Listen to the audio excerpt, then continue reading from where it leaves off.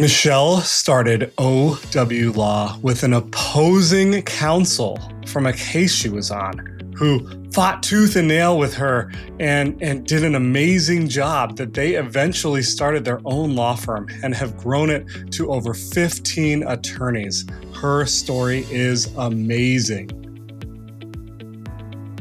My name is Tyler Dolph. I am the CEO of our agency that works exclusively with family law firms called Rocket Clicks. And we also own and operate our own law firm that has over 30 attorneys called Sterling Lawyers.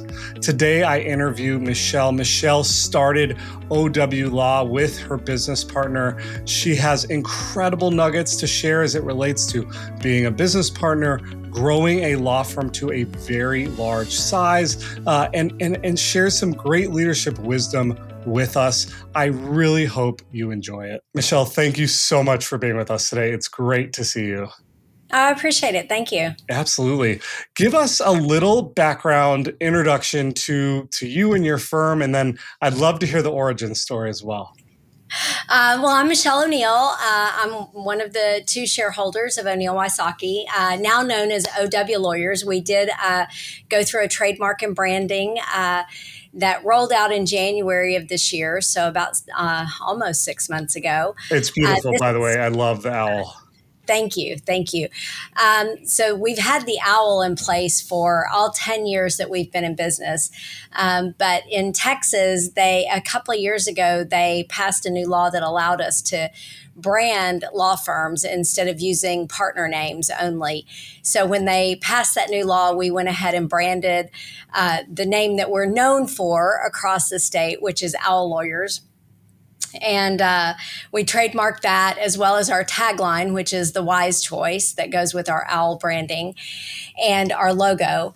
And then in January, we chose to go ahead and roll out the new branding. So the firm name is still officially O'Neill Wysocki PC, but we now use the trademark name DBA Owl Lawyers with the registered trademark. So Michael and I are the two owners of the firm, and we've been together now it'll be 10 years, June the 1st. Congrats, amazing.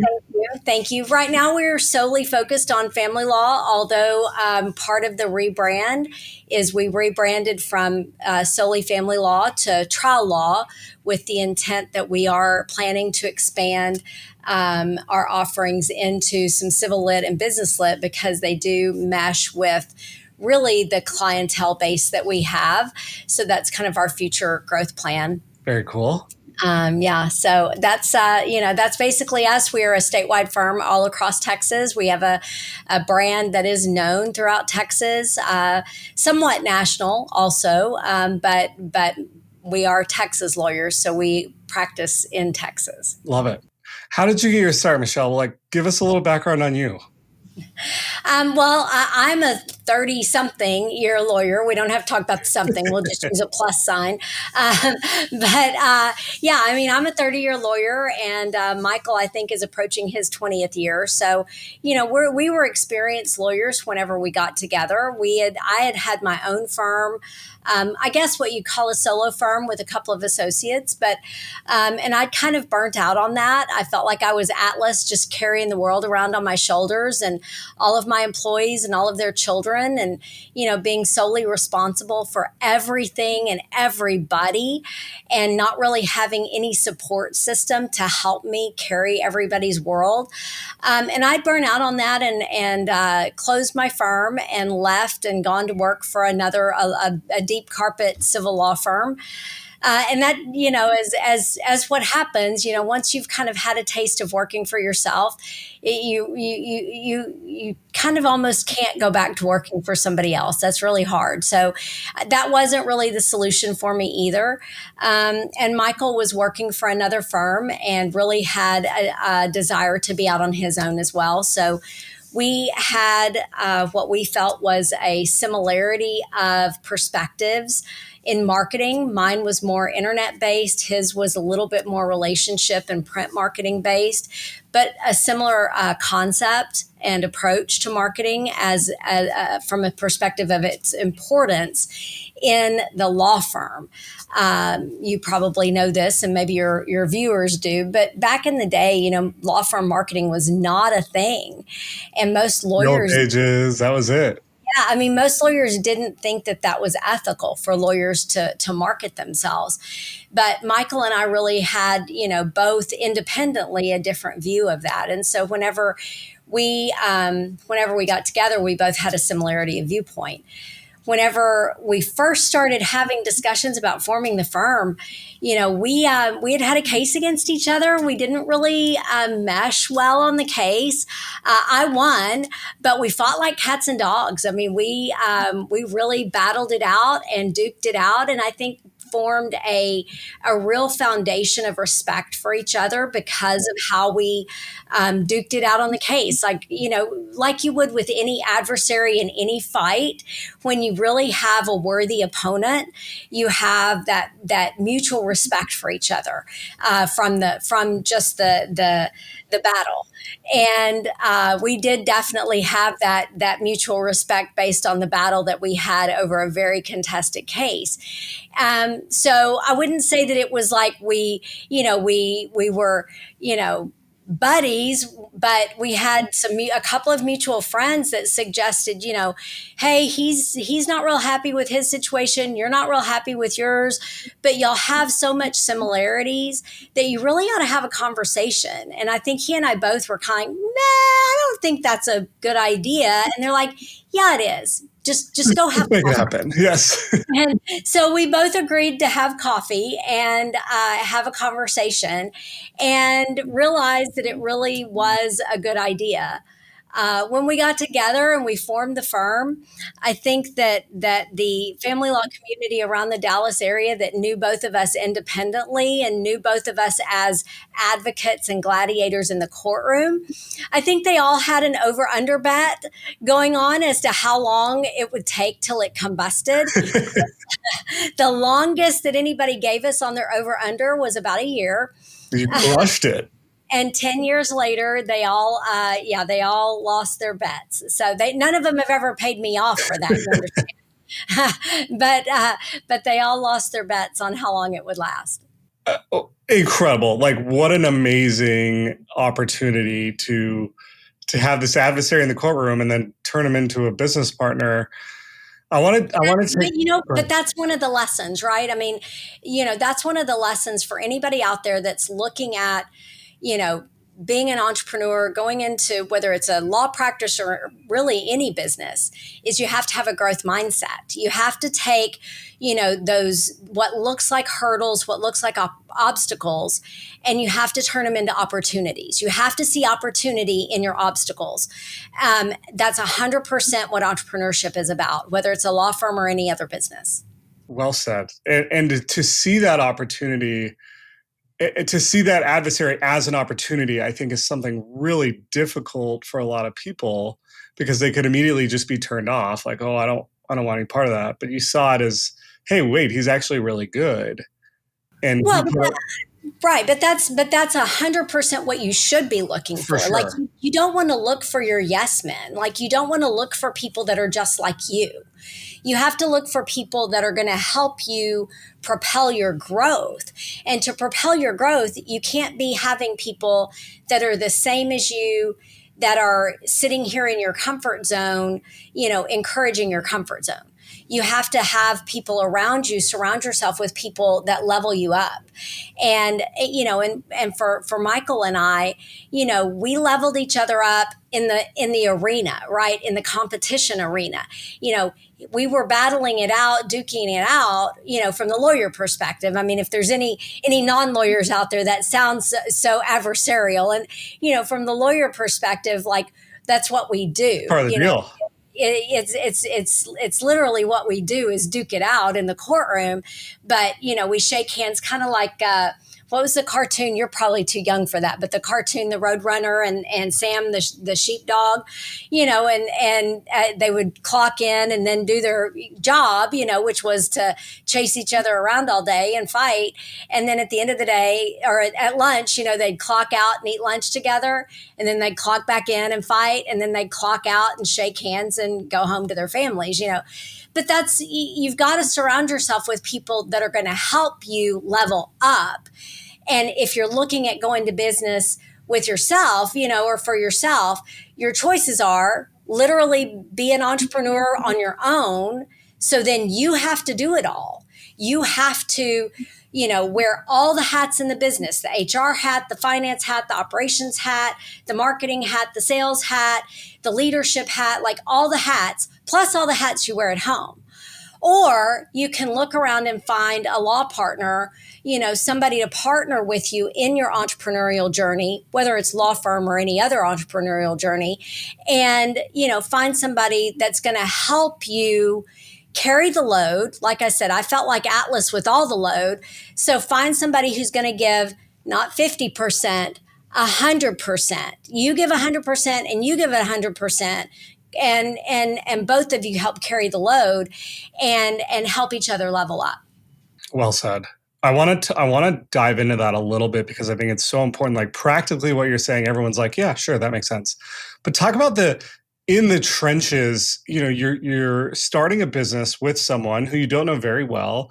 You have to build a relationship over time. There's going to be conflict. There's going to be different points of view. How did you manage to do that over the last 10 years to build a level of respect and conversation, knowing that you want to be partners because you're going to push back against each other. You're going to make each other better. But that's not easy, right? Well, I think like any relationship, a business relationship, a personal relationship, a client relationship, it's all about communication. And that's just how we approached it. We just agreed that we were going to communicate. And, you've got to leave your emotions out of it. You've got to have a communication skill and an emotional skill level that you can say, this is a business discussion. We're going to have a business discussion. We're not going to get emotional about it. I'm not going to get all my feelings involved, and we're going to keep this on the level that, we can have a grown-up discussion. We can have this, whatever the problem is, see the problem as independent of the emotion and look at it like we're collaborating together to solve whatever the problem is. So, I think it just comes down to every relationship that you have, whether it's your clients, your opposing counsel, your judge, your law partner, your at-home partner, all of those are relationships, and it's just relationship management, which comes down to communication. 100%. I think one thing we say around here is attack the issue, not the person.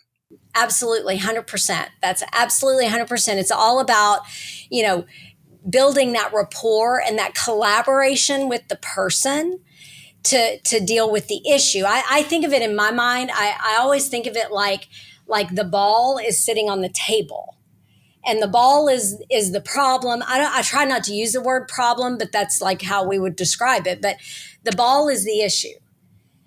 Whether it's the issue that needs to be solved in the case, or whether it's the issue that needs to be solved between business partners, or whether it's the issue that needs to be solved between at-home partners. The ball is the issue, and the issue sits on the table. It's not in my lap. It's not in your lap. It's sitting on the table. It's in the neutral position. And then we both work, to collaborate to solve the issue. That's a great analogy. What about if you're in a room with your other attorneys and there's 4 different opinions? Does that still work? Maybe when there's not consensus? The way that Michael and I've always approached it, of course, we're just 2 people. We aren't 4, but we just always said that we aren't going to move forward if we're not 100% in alignment. And, and there have been times where he felt strongly about a decision and I'd give him my 1%, like I may not have felt super strongly about something, but he did. And I'd say, okay, well, I'm going to relent because you feel that strongly. Or I'd feel strongly about something and he'd say, okay, well, I'll relent. But if we didn't have that alignment, we didn't move forward until we did. So that's, I think whether it's 2 people or 4 people, I think that's where you have to be, and you just have to keep working the problem. Maybe you have to look at it from a different perspective. You're not looking at the problem the right way. You're locked into too much on one view of each person. And so maybe you need to see a different facet of the problem, and get creative. But I still think that if you just don't have consensus, you just need more viewpoints. You need to brainstorm more. You haven't looked at the issue enough. I totally agree. Something that we found to be really effective is sometimes titles or ownership can get in the way, and the team who you rely on for feedback will go with you because they think you're really passionate, or you talk with enthusiasm, but really you may not be. And so we use like a number system. So if there's an issue and we don't have consensus, they'll say, well, Tyler, where are you at on this? And I'm like, well, I'm a 3 on this. I don't really care. I'm not going to die on this hill. And so if you're a 10 and you believe in it, like, you should go for it, because this is something that you're very passionate about and you believe in strongly. And I'm a 3. So by naming that emotion or that number as it relates to the passion, it really helps us move through those effectively. Sure.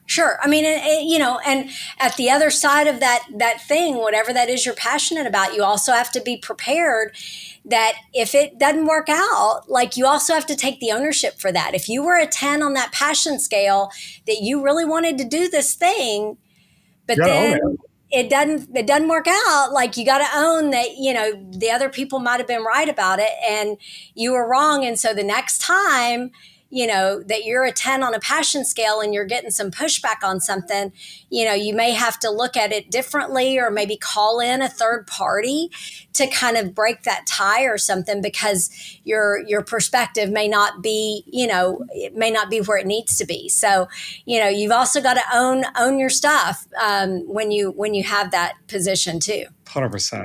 And I think a lot of what we're talking about, Michelle, is leadership and expansion. And 100%. A lot of law firms are in that position you were in your solo firm, where they control everything. They have a difficult time letting go of the branch and delegating or relegating control to other partners or other attorneys. How did you work through that? How were you able to recognize, oh my gosh, the whole world is on my shoulders. I have to change because I'm the problem. Like, I am the issue as to why I can't expand or have this lifestyle that I'm looking for. Talk us through, like, what changed in you and how were you able to create a great, large firm that you have now?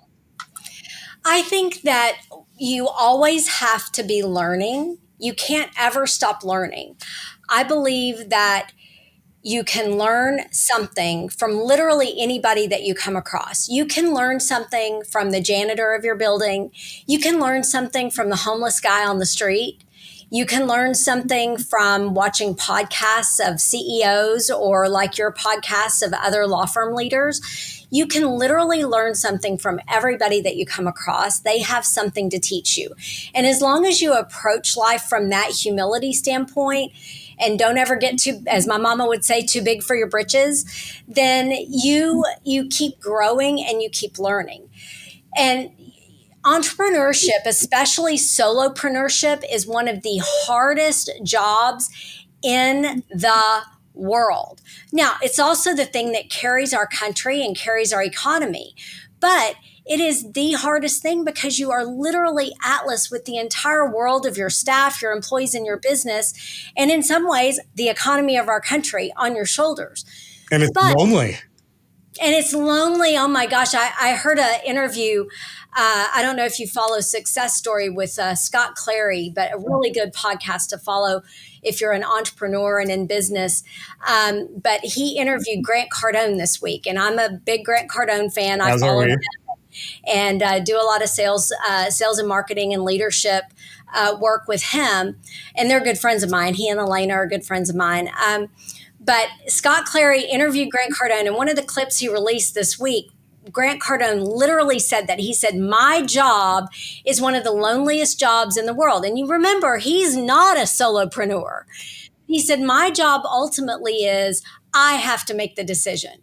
And sometimes all the people that I surround myself, my business partners, my wife, or whatever, like sometimes I have to make the call and people don't agree with the call I make.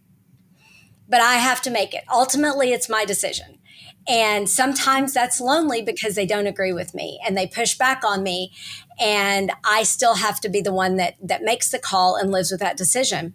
So, that's not any different for billionaire Grant Cardone in his $1 billion, I don't know how many companies he owns now, 10 or however many, we'll say 10 just to be a round number. But, that's not any different for billionaire Grant Cardone than it is for a solopreneur running a small law firm or a small, mom shop while she's taking care of her kiddos. It is lonely at the top. You've got to make the calls. You've got to have the confidence in yourself and the leadership abilities to make those hard, tough decisions. It may be firing a staff member today. I mean, those are always, for me, the hardest things to do, even if they deserve it. Even if you know that it's the right decision, it's still tough because it has ripple effects. So, it's lonely, but you've got to make the tough calls, but that's ultimately your job. Your job as an entrepreneur is to make the tough calls. And I think going from a solopreneur to then having the success that you've had and reflecting back on those moments, it's easy to see some of those like key decisions and key calls that you've made.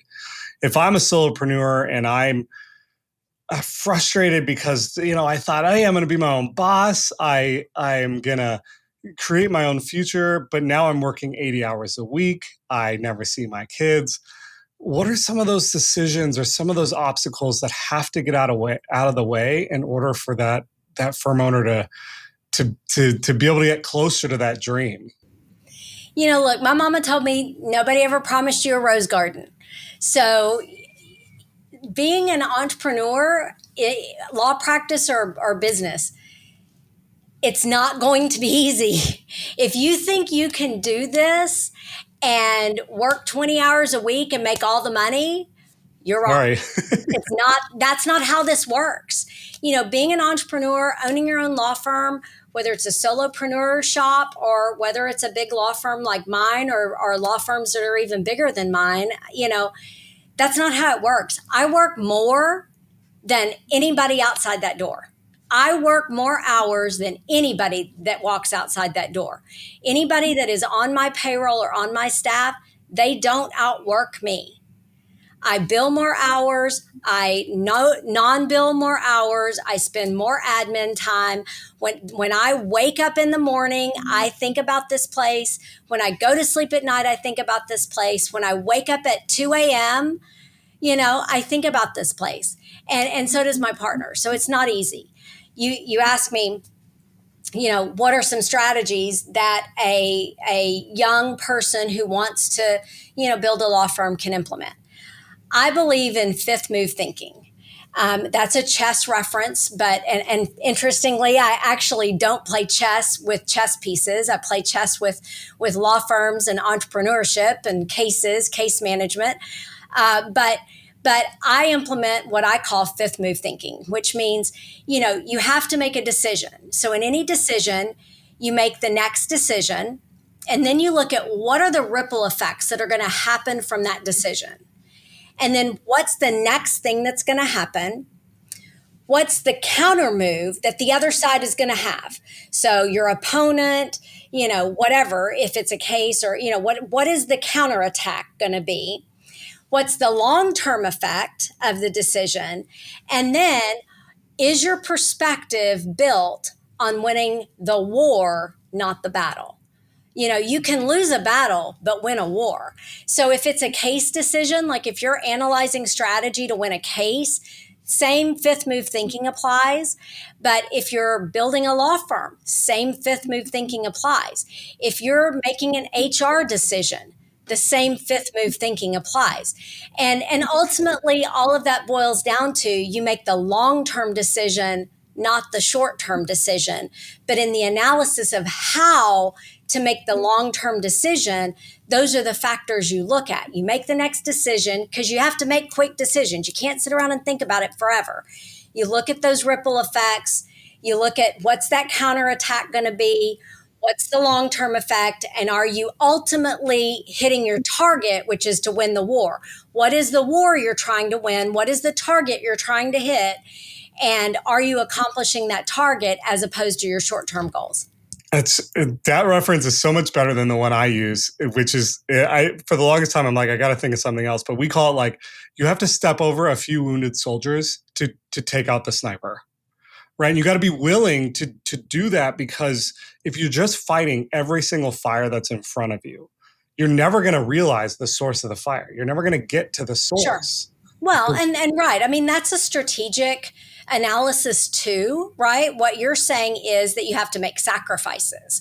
And in any business or any quote unquote battle, whether that's a case, whether that's entrepreneurship, any struggle that you're in, if it's a relationship even, like there's going to be short-term sacrifices to accomplish the long-term goal. And that's just strategic thinking. So, when you're thinking about going into business for yourself, you have to focus on that strategic thinking and where you want to be. I say that everything I learned about life, I learned from my mama, but everything I learned about business, I learned from my daddy. And, my daddy would say, if you don't know where you're going, how are you going to know if you get there? And that's just another way of putting it, that you have to have strategic thinking. You have to set your long range goals. You have to know what war you want to win. And then you have to lay your battle plan. So good. It's so strong. I want to end on just a few additional pieces of advice for this solopreneur, for the lawyer who's at a big firm, who's thinking about going out on their own. You've given us so many nuggets today, Michelle, and I'm so grateful for them. Is there anything else that you can share with our audience as it relates to, like, hey, how do you leave that big firm? What are the steps or things that you need to think about before going out on your own?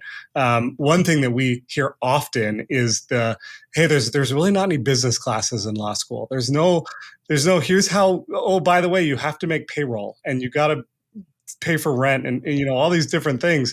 From your perspective, what are the couple of things that someone should think about? So, yeah, I mean, number one, you got to have a plan. So, before you ever quit, this is another thing my daddy taught me, like, quit your job on your own time, not on somebody else's time. So you got to have a plan. When you start thinking about, that you want to go do your own thing, you got to start planning in advance. Making connections, networking, build your network. Your network is your net worth. That's a Grant Cardoneism. So start building that connections list and taking those lunches and, thinking through, when I do this, I'm going to need to have these people lined up. Now, you're not going to lunch and telling them I'm about to go do my thing. Don't do that. Just build those relationships. It's all about relationships.